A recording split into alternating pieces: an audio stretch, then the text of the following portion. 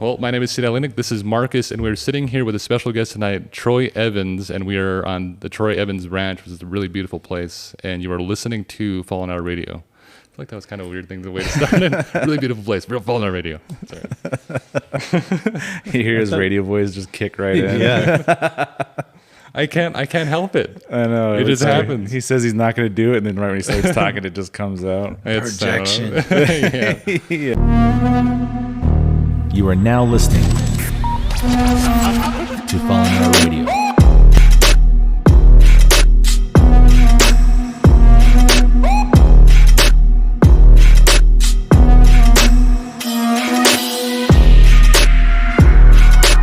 Ladies and gentlemen, welcome back to the podcast. My name is Sid Alinik. This is Marcus, and you're listening to Fallen Hour Radio. Yeah. Well, welcome back to the podcast. Mark is being stupid right away, so I was just telling the truth, that's all. Okay. So we were sitting here with Troy Evans, and you have this. How would you describe your art pieces? How do you lay your line of work? So I'm by trade or training, I was an apprentice for 6 years as a curved staircase maker. Oh, cool. So woodworking, basic background in woodworking. And then I had this unique opportunity to grow up with a man that was a leading authority in medieval and Renaissance artwork. And so that really influenced what I do as an artist. Wow. That background. So how was your time there? Like, what were the things you would do with medieval art pieces? Well, from the time I was 6 years old, I was exposed to him bringing deaccessioned work out of the Louvre, the Prado, the cloisters. Wow. He had a studio in Madrid, Spain, and he's bringing all of that work back to Montana. Wow. And so he knew I had an interest in the work, and he also wanted to give me a history lesson. So anytime he would bring a new piece into Montana, then I would get to see it, hold it, study it, whether it be Ming vase or something from the Sung Dynasty, or sometimes Native American work. But the major part of the collection was religious, wood-carved Santos and St. Michael's from 0 to 1100. A lot of architectural stuff from the 1480s.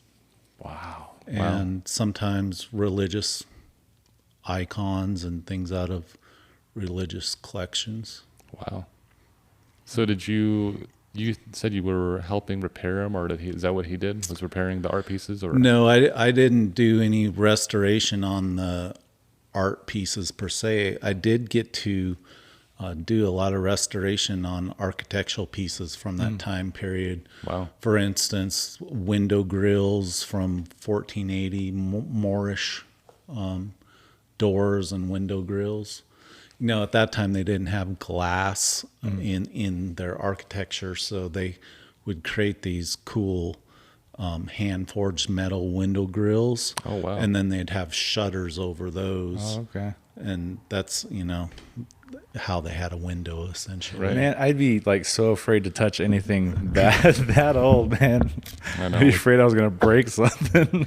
Yeah. And the first time you cut into a door from, that is medieval, and you're going to take this door and you're going to rework it. And it's a lot of responsibility, right? I think it would take me hours to even get to the door. I'd just be staring at it, like afraid to touch it. That'd be me, man.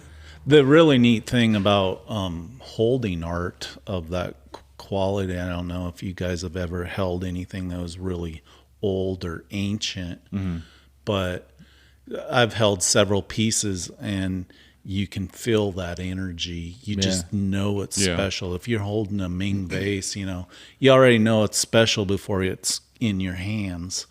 But when it's actually in your hands, you can feel that energy. I've held one, and I wasn't sure how old it was, but I knew that this thing had to have been special.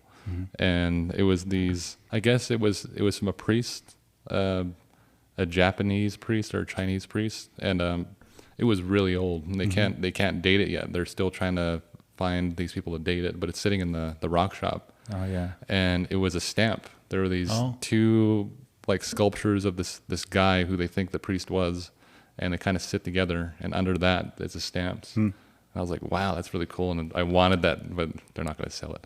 Yeah. I got to hold what they call a missile box, and a missile box is what they would take from chapel to chapel or cathedral to cathedral, the daily prayer. And this was a medieval piece that was I got to hold in my hands. Wow. And I'll give you a photo of myself when I was about 30 years old, holding a cross that is like a processional cross, and it's all silver, and this thing was huge. And holding that thing, I was raised Catholic, and holding that thing made me feel like a little altar boy again, holding this processional cross is just unbelievable. Wow. How old was that? That That piece was from the 1600s. Jeez.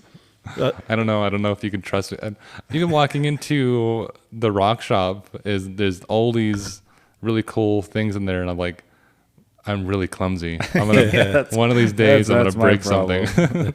I mean, obviously we were talking earlier, and you know how clumsy I am now. I mean, I broke like almost every bone in my body, so yeah, I'd be afraid to hold something like that. It's becoming apparent to other people now. It's Yeah, like, I know. this guy's beat up. Yeah, I mean, I had an incident yesterday, so it's kind of obvious. So. So beyond holding that work, I had the pleasure of actually living with it. Oh, wow. So I lived in my business partner's house, and literally it is a museum, and every work in there was either deaccessioned from a major museum or came out of private collection. Wow. And that's it seems odd to say, but those objects, they become your friends, like they have so much power anyway.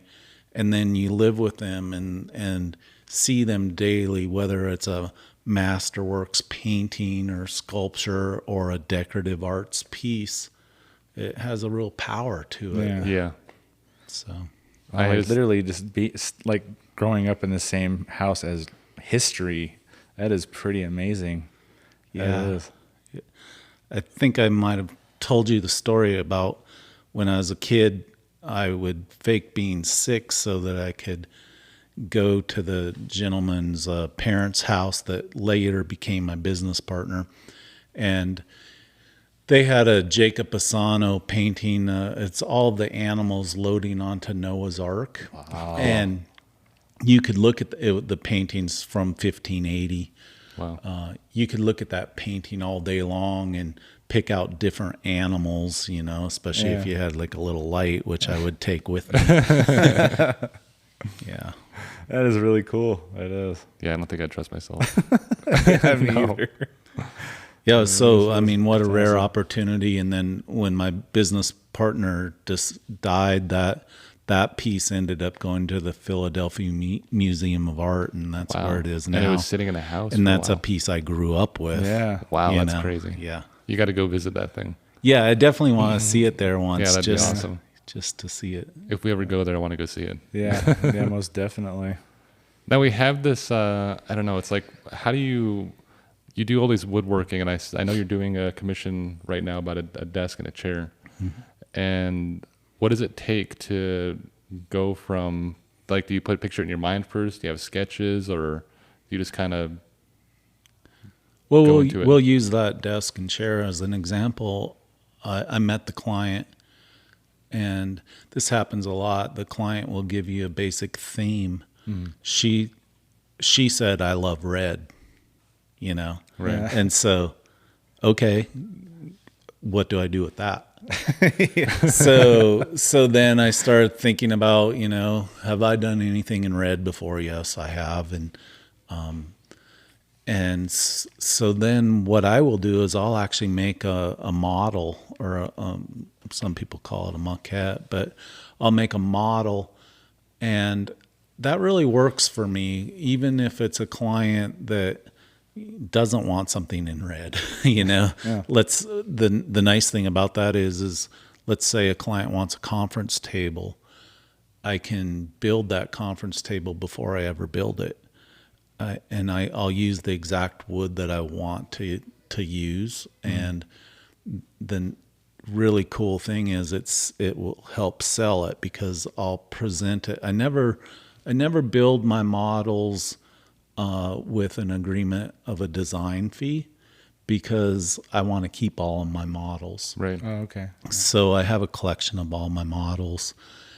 But the nice thing about it is if I take that table and I literally put it in the client's hands, they can go, I like this, I don't like that. Right. And it also helps me, because if they do commission that piece, I already got an idea of how to construct it. Right. And I've kind of worked out any potential difficulties or any problems that might come up in construction through building the model. Right. So It's a perfect way to even keep your art, because it's like you're giving the biggest piece away, but you also have a piece of that with you still. Yeah. Well, I just think in the future that's going to be important. Right. I actually want to do a show of just my models sometime. I think that'll be a cool show. All the stuff you built and everything, and that's pretty cool. It'd probably be like a smart way to authenticate a piece too in the future.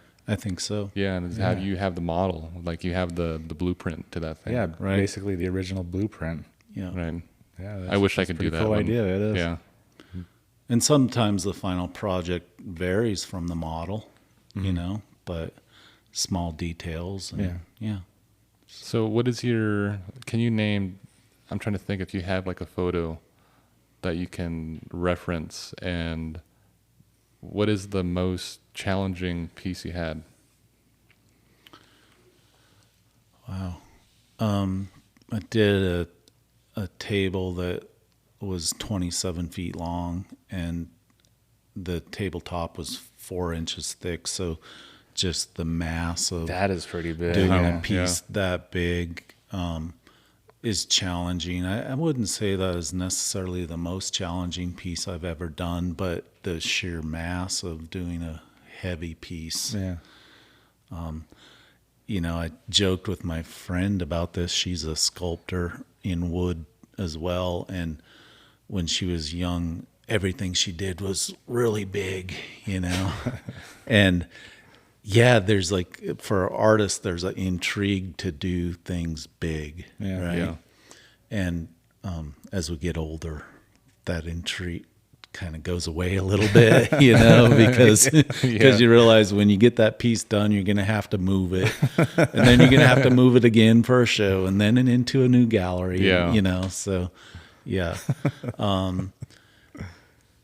so to answer your question, the hardest piece I've ever done, I think, was a staircase. I've done a lot of staircases, but this particular staircase was free flying. It only touched the bottom and the top. Wow. And it was of a exotic wood, and it was difficult. Wow. Yeah. It's kind of like how we do this podcast too, is when we wanted to move into an hour long, I was like, man, that's going to take some heavy editing. It's going to take a lot longer.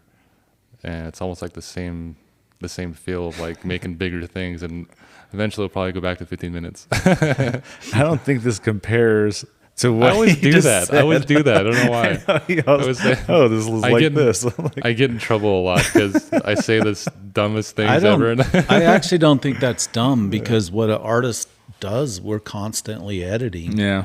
Right. And your editing process, it gets tedious, meticulous. probably. Meticulous and tedious, and that's no different than in what I do. I build something and then I edit and edit. Right. If I'm painting, you edit and edit, you know. How long does it take you to do something like a table? Well, I mean, I've built tables in 3 hours. I've built tables in 8 months, you know. It really depends. Right. Yeah. And, you know, sometimes you get on like a crazed creative streak. I know on 9/11, the day of 9/11, I came into my studio and I was pretty upset about the morning news. And I worked for 18 hours straight. And I think in some people's mind, I created the best piece I've ever created. Wow.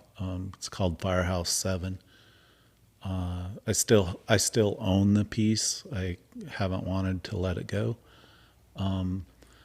But you know, so to answer your question, it can really vary. Right. That actually happens a lot. We did another art show before the one where we met you at, and it was put on by Chris Hamilton. Right. And I went around and interviewed like most of the artists, and all the ones that really stuck out and I thought were like the most beautiful piece of art that they made. It always had like a really emotional feel behind it, or Right. a story behind it. Yeah. And that always really came out when I was asking him about like a certain piece that really stuck out to me. So that kind of makes sense, you know, like that you almost create the most beautiful thing out of Emotion. you know, those emotions. I think that's so true. You know, Qual and I talk about this a lot. My wife and I talk about the story. The story is so important, and the story can change everybody's perception about what the piece actually is or isn't. And, you know, we really have to work on that as artists, being storytellers. And for some of us, it's not a natural process, because personally, I'm the artist that likes to come into my studio, shut the doors, and have everybody leave me alone and just Right. do my creative work. But then I have to think about what the meaning of what I created is. I recently created a painting. It was a self-portrait. And Oh yeah, I saw Yeah. that. Yeah, that one was awesome. I didn't know, like it came out of me, you know, like sometimes you don't know what's going to come out. And this painting happened because I had bought an old vintage scroll saw. And when I turned that scroll saw on, it made a particular noise. The sound. And the sound reminded me of this antiquated computer thing that they gave me when I was in the 6th grade to try to teach me my multiplication tables. And they couldn't figure out why they couldn't teach me my multiplication tables. And my mom was a school teacher. And so, you know, think about her perspective. She can't get her fellow teachers, her associates, to teach me multiplication. And so it was Right. embarrassing to her, and it was embarrassing for me. And so, you know, give a kid flashcards and show him flashcards over and over. And so I call the painting Torturing a Dyslexic with Flashcards. But it was really about that machine, because that machine was like a electronic mode of flashcards, and I had to take this little machine home with me. Wow. And torture myself with it too. Yeah. And so when I made this painting, this self-portrait, I showed it to Qual, and I'm like, "What do you think?" And she's like, "Wow, you look so angry." You know, she knew it was me. She knew it was me as a 6th grade or 5th grade kid, whatever I was. And she's like, "Wow, I see the anger. What's this about?" Right. You know, so. It turned out really well. Yeah, it did. I saw it. I was like, wow, that's an awesome piece. Yeah, it is. Thank And you. I wasn't sure if you were a painter, and I don't think we ever talked about it. We met before, and when I saw that piece, I was like, yeah, he's a painter. That thing's awesome. Oh, well, thanks. I don't know if I am a painter. it's something I've been working on.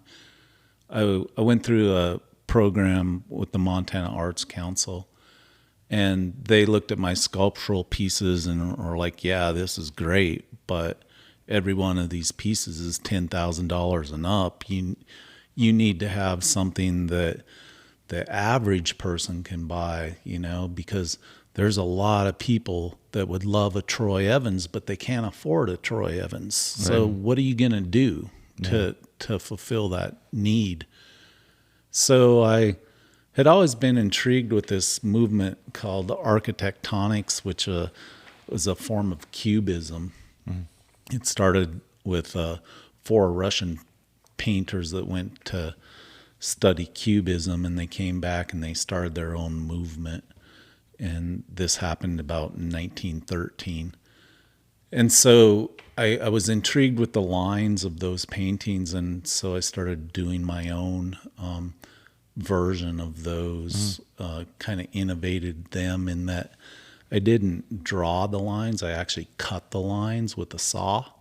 And really? Cool. And then I'd mix in turquoise dust and silver dust and marble dust into my paints to help delineate the line.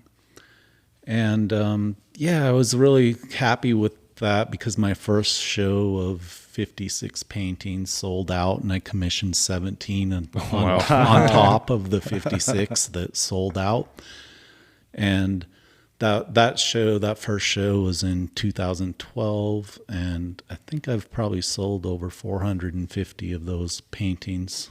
Wow. All together. So Yeah. I got to see your paintings. I know. I mean, we saw a few like Yeah. there are some on my website. You can see some of the work Cool. on my Awesome. Yeah, website. I'm definitely checking that Do out. you sell them still? I do. Yeah, I haven't.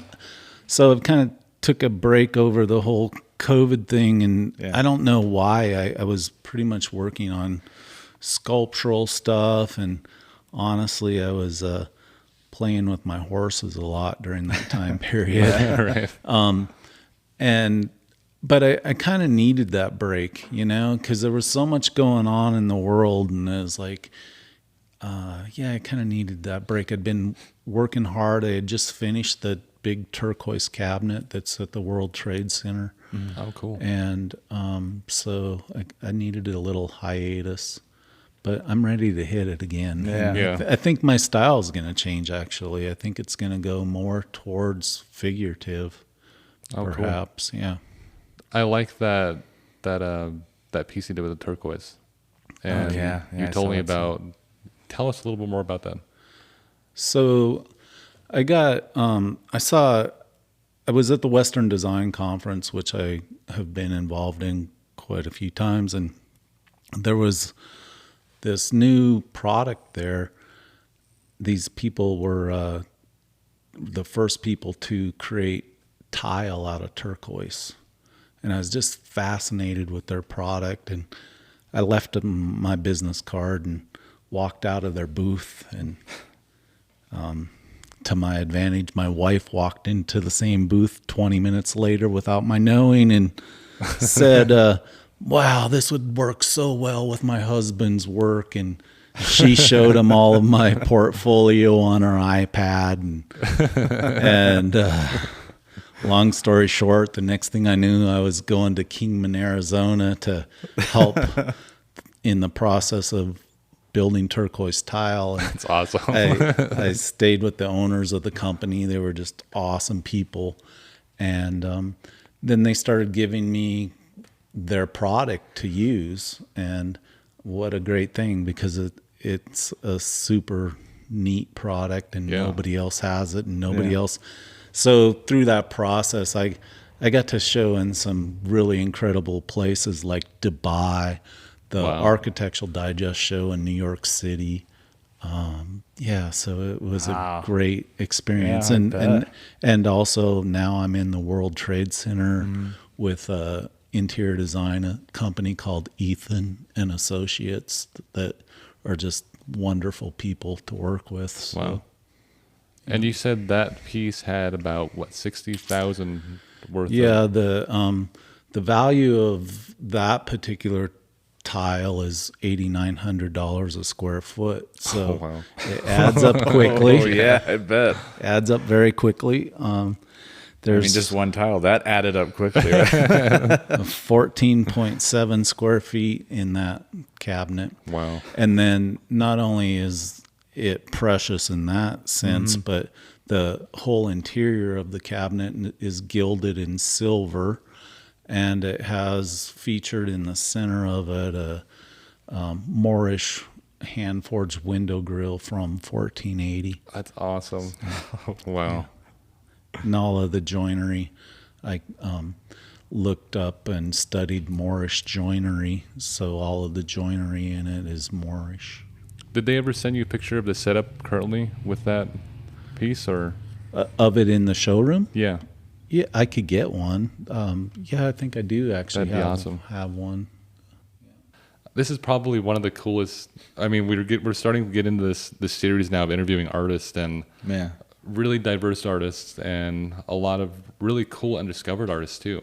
And I mean, your art pieces for sure are massively impactful. I mean, when we look at them, they're, I don't know, it's like, I don't know how he does I that. don't want to say like it's on like a whole different level, but it's on a whole different level. Yeah, It is. it's like you're truly like a world-class artist, and Yeah. it's awesome to actually sit here and talk with you as well about Oh, your thank art. you. So you wanted to mention, you talked about this before, you were doing a series of pictograph.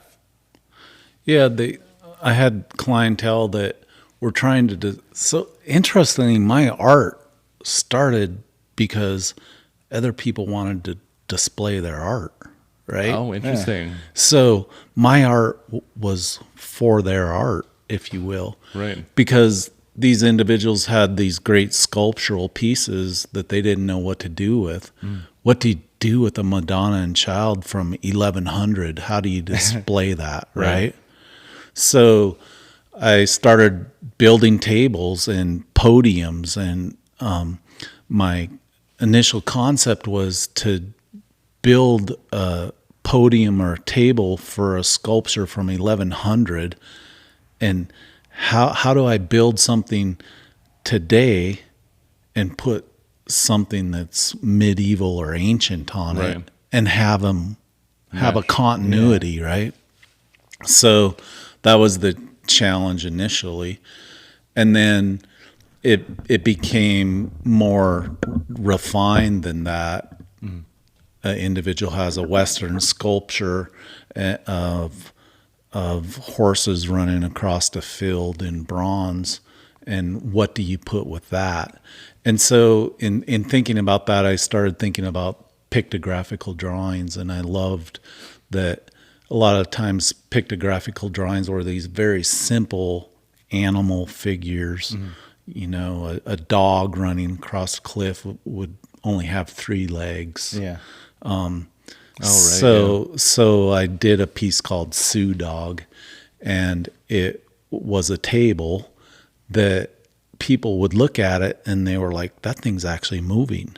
You know, it actually looked like it interesting. was kind of running if you looked at it from different angles. Oh, that's really Wow. cool. And it was based off of pictographical drawings. So I did a series of tables based off of pictographical drawings. That's awesome. That is awesome.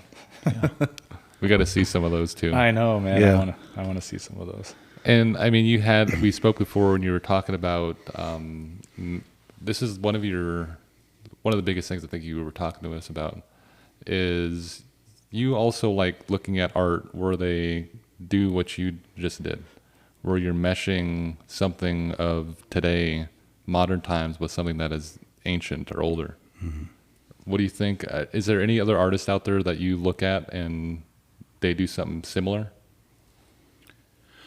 In the sculptural furniture world, I don't know that I've ever seen anybody else do that specifically. Yeah.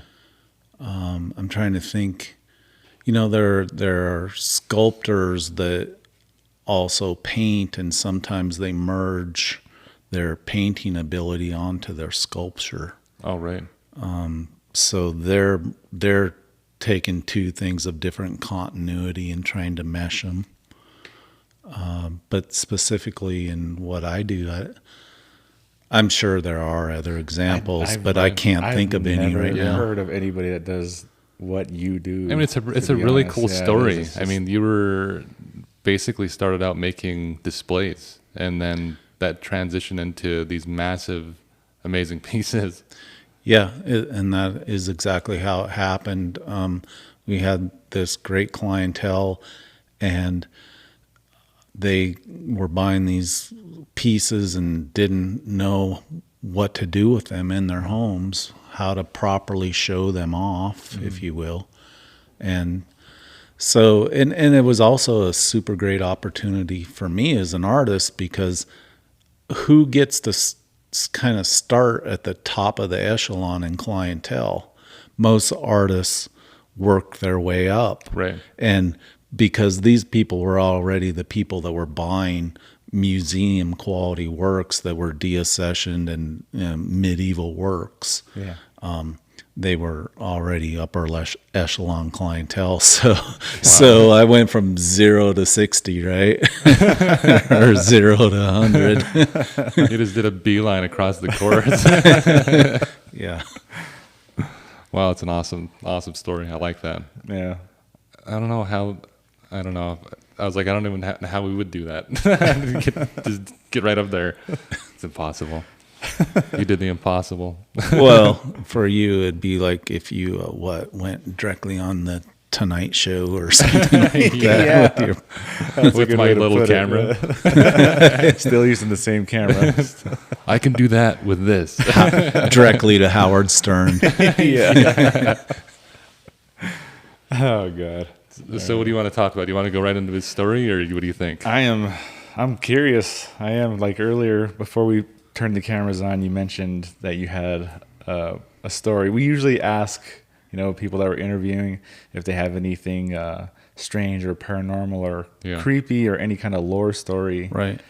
You got to keep it on. You said that you have a story. Keep it on brand. I do. So my story, which might be a disappointment to you, has nothing to do with art. Right. You would think that somebody that dealt in medieval art would have some sort of weird story from connected to medieval art. A haunted piece from the Ming Dynasty. Yeah. I actually do not. Mine happened in the purchase of a real estate, a building that Qual and I actually live in. Mm-hmm. I always wanted to have like a space that was a gallery loft space. And so about 15 years ago, I bought a building on the main street of Roundup, Montana. And the building was an old hardware store. Mm-hmm. Well, we moved in, and Qual and I, every time we'd go into the basement, which is where our shower was, we'd take a shower. And as we were coming out of the basement, it was this chilling feeling like somebody was clawing at your back and didn't want you to leave. Right. Like you knew that this person was clinging on to you and didn't want you to leave the basement. But somehow Qual and I both knew that it was a female. Oh, interesting. We instantly knew that this was a female. And so this went on for like probably 5 years every time we'd go down there. That's a long time. Wow. Yeah. Now, we had a beagle dog. Qual had this little dog, and she's part of the story. But the other part is that I had gone to a picnic, and there was a elderly lady at the picnic, and she knew that we had bought that building. And I just kind of said, do you know anything about the previous owners, the people that ran the hardware store? And she's like, yes. Do you feel a presence in that building? Got it. Oh, weird. And this lady's like 85, 90 years old, you know, and just the way she said it. Yes, do you feel a presence in that building? I bet it was that much creepier coming from a really, really old person too. And so Yeah, so I'm like, yes, we do. As a matter of fact, how'd you know? And she's like, it's a female presence, isn't it? And I'm like, Oh God. yeah. I'm like, how did you know that too? I literally right? just started kind of getting chills. Yeah. When you said that, where it's like a little too specific. Exactly. So she related the story to me. She's like, well, here's what happened. And she actually knew the names of the people. And she said, so-and-so's husband was running that hardware store and they were doing really well. And he wanted to open a new hardware store in Forsyth, Montana. And the lady loved Roundup and she didn't want to leave. And her husband was like, no, we're going to open this store in Forsyth. And so they did, her dragging her feet all the way, right? Mm-hmm. Well, as soon as they got to Forsyth, the market went down and they kind of got in financial trouble. And then he died and then she died. Wow. And I guess she always really hated the fact that he made her leave Roundup. And so wow. Supposedly that was her ghost. And kind of like lingering around the place that she loved so much, right? Yeah. Okay, She came back. But here's the really interesting thing. There's two things. One night we're all having a few drinks and I had a good friend that was a Marine and he was at our house and he's like, there's nothing down there. And I'm like, oh yeah. I said, if you can go down with me and we walk through the basement and come back up the stairs, if we can make it back up the stairs without you saying there's something down here, then maybe it's just me that's crazy, right? So we did. And we got halfway up the stairs and he was like, ooh, just creepy. Like he could feel it. Weird. But I imagine y'all wonder how we got rid of her presence. Yes. Yeah, I was kind of curious because that's a long time to deal with something like that. Yeah. Yeah. It is a long time. So there's two interesting things that relate to the story about dogs. Mm-hmm. Koala's old beagle dog died. And as soon as the dog died, the female presence was gone. Oh, weird. Like we couldn't feel it anymore down there. But the other thing that's really strange to this day, about a year later, we got a Labrador, and he will not let me go downstairs and take a shower unless he's sitting at the top of those stairs. Whoa. Really? And he's 15 years old now, and he's been doing that every day of his life. Wow. Oh, wow. Yeah. That's strange. That is strange. Yeah. So it was about a year after the beagle died. You just didn't feel anything until you got the new dog? Or? And I just asked Koala, I was like, do you feel that anymore coming up the stairs? And she's like, nope, it's gone. Do you guys feel it anymore now or no? Sometimes I think when my energy's really low, like if I've had a really hard day and just kind of exhausted, sometimes I think I feel it when I come up the stairs, but not like we used to. They say that can be like something that attracts that kind of thing too. Mm. So like maybe just you being in that state could be kind of drawing something. So that could probably be why you only feel it during those times. Yeah. Right. So that makes sense actually. Yeah. And it could be like trigger objects with a dog too. Oh yeah, there you go. Maybe she had a dog or something. Yeah, it could be. It's a really weird story. Well, here's how I chalked it all up is like, I felt the lady was lonely, and that when our dog died, maybe that spirit went with her and filled her gap of loneliness. Okay. Yeah. Oh, interesting. That's what I was thinking. Companionship in a way. Right. Yeah. Okay. Because like there was never any sort of weird stuff that went down when we're downstairs. It was only when we're leaving. Right. And it was almost like don't go. I want you to stay here with me. Oh god, even that though, that still kind of creeps me. It still creeps me out, I don't especially think I like would. coming upstairs from a creepy basement. I'm like, just knowing how that would feel. Yeah. Yeah, no, that No, would creep me out. I'd probably jog up those stairs every time. Oh, I used to run up them. I knew it. I was hoping you'd say I that. used to It's like- sprint up those suckers. We wanted to my ask you God. because you don't seem like the kind of type person who would believe in something like that. You know what I mean? I don't know if you believe in like ghosts or anything, or You never think that until you actually get to talking to someone, and once they Right. start feeling like kind of comfortable, they're like, "Well, there's this one story," or "Oh, there's this one time," Yeah. or I'm like, "Oh, there it is." Yeah, Yeah, I don't think Like, I I mean- do believe in that Yeah, stuff, right. but when you Everybody else has a experience story, it, how yeah. can you deny it? exactly. Yeah. Yeah, It's like, it's yeah. Like, how there. do you explain it? Yeah. And we grew up, and we've always mentioned this in the podcast too, is we grew up Christian, and all of our families. I mean, we have preachers and ministers and gospel singers and my Pastors, pastors. evangelists. My grandfather started, I think, 5 churches across the I think it U.S. was like 6. 6, Yeah. yeah. And we'd known that life.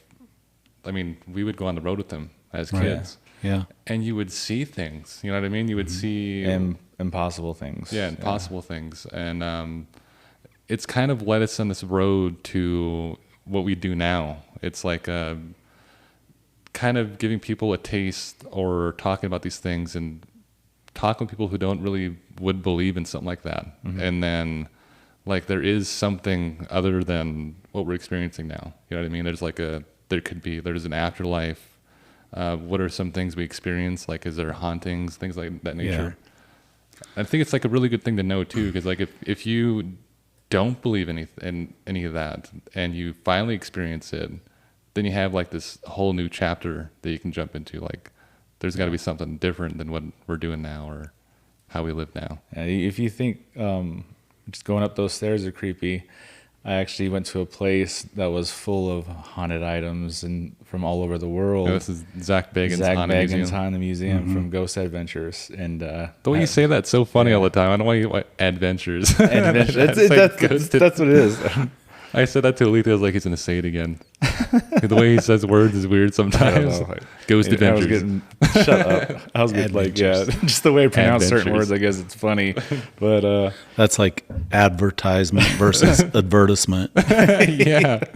not we- that bad. We have this friend, he's an artist too, and his name's Zach Faraway. Yeah, And Marcus mentioned, he's like, we can go to Zach's house. I was like, Zach, he's like, Zach, oh, he was talking to someone else, telling him we went to his house to interview, and he's like, Zach, Faraway. And I was like, it's far away.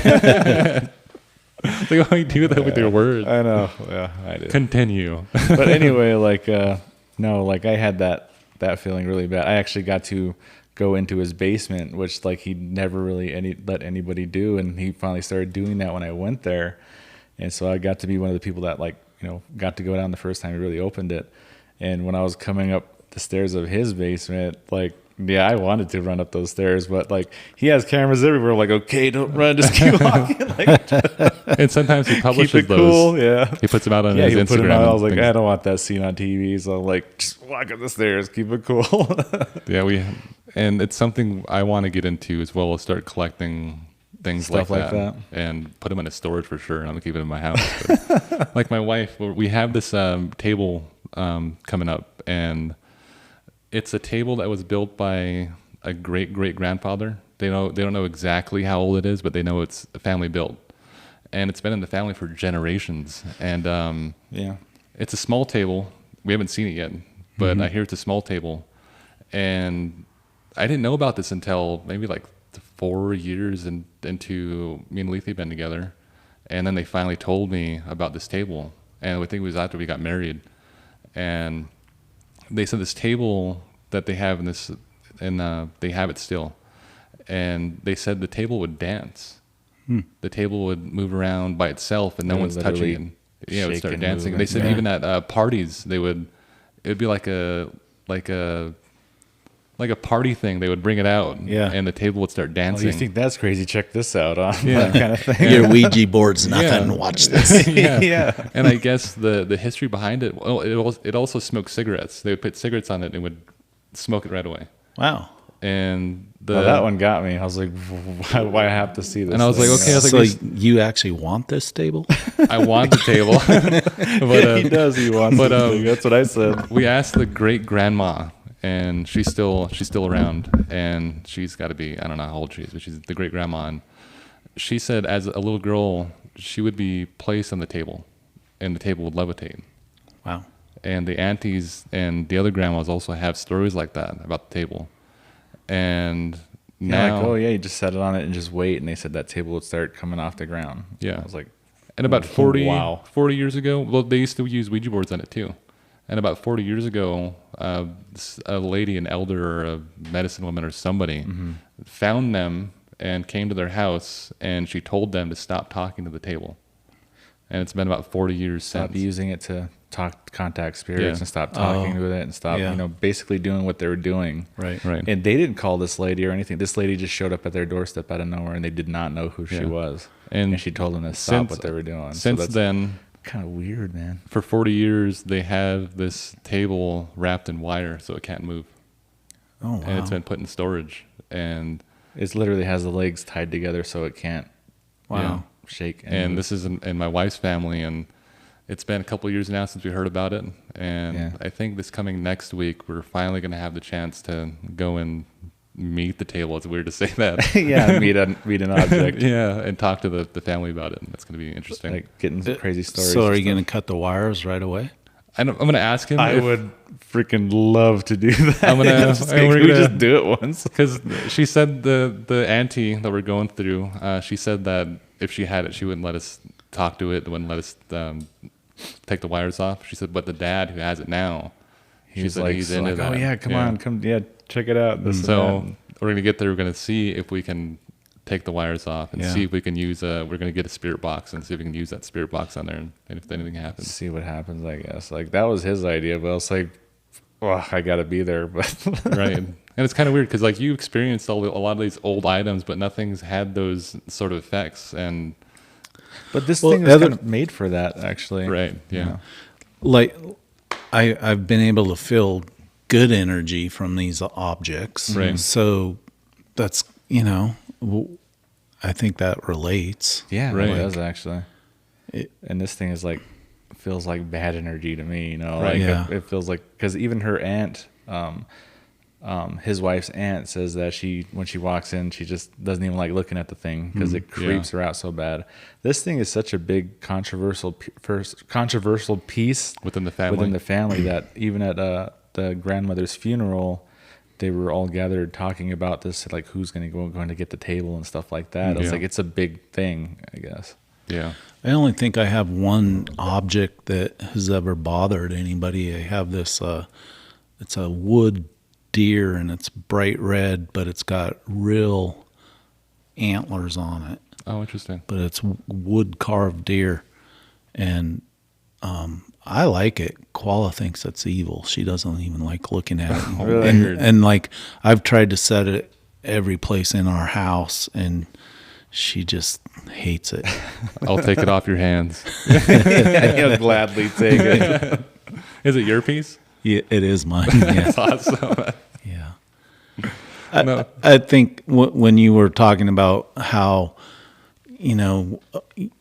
you talk to different people and you think, well, they probably don't have a story or they Right. do, or, and you yeah. can't guess that. I think with the story I related to you, it didn't seem like I could talk about it until the old lady at the picnic acknowledged. Kind of like basically that- confirmed she, it. Yeah, she that's confirmed basically what it that was. I wasn't crazy, Right. and Koala wasn't crazy. We really were feeling these things. Yeah. And it was like she knew, and she named the person. Wow. Yeah, she knew. Yeah. So Like I think that's what it is. Like a lot of people don't want to come off as crazy. So even if they see something or have a feeling like that or something happens, Right. they don't think anybody will believe, they won't talk about it. yeah. So, but actually having somebody come at you and confirm it like that, I'd be like, I freaking knew it. You know? Yeah. Yeah. Yeah. I'm not crazy. There's something there. That's what I mean, my dad is one too. Like you wouldn't think he would have those kind of stories until he gets talking. Then he's got something going on. yeah. Yeah. So So, is that about it? Is that all you got, Marcus? 25 minutes. Saying. What do you think? Anything else you want to talk about? Well, I think one thing is we're talking about the good and bad, and you know, in the spiritual world, there's always good and there's always bad. There has to be one for the other to exist, Like right? yin and yang's thing. Yeah, like light, darkness. And even good, in bad. I've seen a lecture on this, and they describe yin and yang, and even in the light spaces, there's a piece of darkness, and then the dark spaces is a piece of light, and it could be both ways too. Yeah, I do believe that though. Like in everything or every culture, there's always a light and a dark. You know, with anything. So yeah, that does. It makes a lot of sense. Right. And even in art, you know, you have positive space and negative space, and a lot of times it's the negative space that makes the positive space good. Right. In a painting, especially abstract painting. Right. Yeah, exactly. So that's really cool. I'm thinking now. I actually think it's a pretty good ending right there. Yeah. Do it for you. Yeah. Well, thanks for inviting me to be in your podcast. Well, Yeah. thanks for great. bringing us out here. Yeah, and telling a story. Yeah, I know. It's awesome. It's like, I don't know if we get a story out of him. Like, it's a freaking awesome story. I like how you downplayed it. You're like, you're going to be disappointed. And then it turned out to be this. I know, like it gave me chills. Like, oh, okay, that creeped me out. Just thinking about it. Well, I hope you guys enjoyed the podcast. My name is Cedar Linick. This is Marcus and our special guest, Troy Evans. And you're listening to Fallen Hour Radio. Thanks a lot. Thank you. I thought he was going to say... What? I thought he was going to say Sorry. Tyrell. I saw kind of sauce for a second. Yeah. Good job. That was fun, you guys. I enjoyed that. You are now listening to Fallen Hour Radio.